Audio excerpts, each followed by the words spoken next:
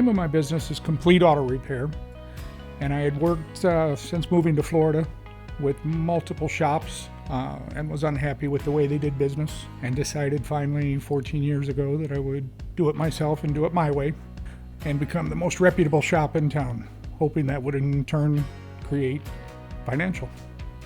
The biggest success in my business has been the relationships that I've built with my customers, their referrals from their family members to friends to people they meet at the grocery store that they happen to hear looking for a mechanic. It offers me the opportunity to earn business from people that might never have been in our shop. I love helping people. I love the opportunity that this may offer to let other people know about our shop. So being nominated can help build my business, and that's the best that I'll get out of it.